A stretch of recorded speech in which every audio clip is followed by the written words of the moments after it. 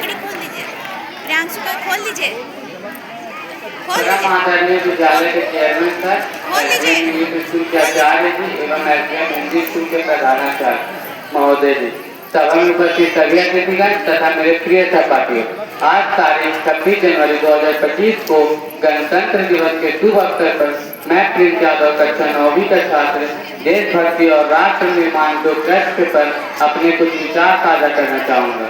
आज़ादी आज़ादी का असली मतलब वही समझ सकता है जिसने गुलामी की हो, परंतु हम बड़े ही सौभाग्यशाली हैं कि हमने स्वतंत्र भारत में जन्म लिया।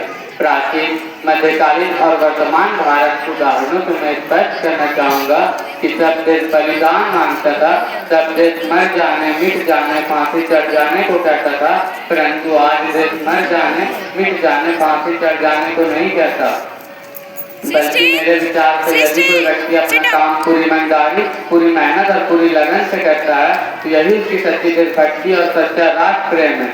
मैं नहीं मानता कि फेसबुक और व्हाट्सएप को 3 रंगों में रहने ही देशभक्ति है। यदि आप कहें कि साल में 2 बार हाथ में तिरंगा ले लेना ही देशभक्ति है, तो मैं पूछना चाहूँगा कि सड़क पर वो बच्चा ट्रैफिक की छांव में जब नंगे पांव तिरंगा बेच रहा होता है तो क्या ये सही है? क्या ये उसकी देशभक्ति है?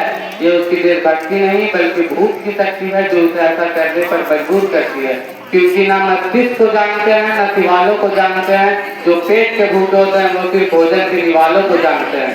आज का वही युवा जिसके ऊपर जिम्मेदारी है अपने समाज, अपने राष्ट्र को बांधे रखने की, वही युवा 4x4 की छोटी सी स्क्रीन जिसे मोबाइल कहते हैं अपनी भावनाओं की अपने परिवार, अपने समाज, अपने राष्ट्र के लिए संपन्न का भाव है देशभक्ति, और हर देशद्रोही के जीवन में आने वाला तूफान है हमारी ये सच्ची देशभक्ति कि हर देशद्रोही ये समझ सके कि अगर तू परिंदा है तो ये आसमान तेरा है, अगर तू दरिंदा है तो ये शमशान तेरा है, भाईचारे से रहना तो रह इस जमीन पर, वरना ये कब्र भी तेरी है और ये कब्रिस्तान भी तेरा है। परंतु एक देशद्रोही से ज्यादा एक देशभक्ति तब आहत होती है जब एक बेटा अपने बूढ़े माँ बाप को वृद्धाश्रम की चौखट पर छोड़ आता है।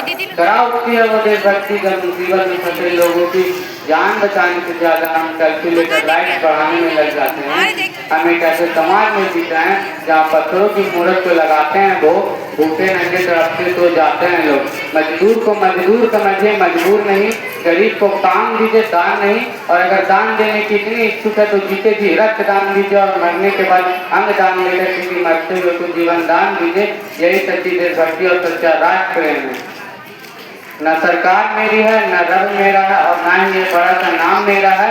बस इतनी सी बात का गुरूर है मुझे कि मैं भारत का बेटा हूँ और ये भारत मेरा है। परंतु एक वैचारिक बीमारी जो हमारे समाज में मुझे नजर आती है वो ये है कि भारत दुनिया का सबसे बड़ा लोकतंत्र देश है जहाँ हिंदू पैदा होते हैं, मुस्लिम, सिख और ईसाई भी पैदा होते हैं, परंतु बदकिस्मती अब इंसान पैदा नहीं होते हैं।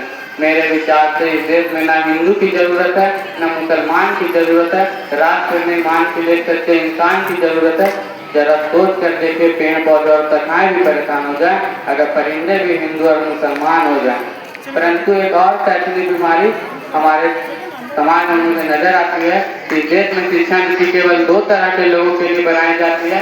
पहला जो विद्वान है, दूसरा जो धनवान है। इसी तरह की कई बीमारियां हैं और इन बीमारियों की जो जड़ है वो है हमारा अंधविश्वास।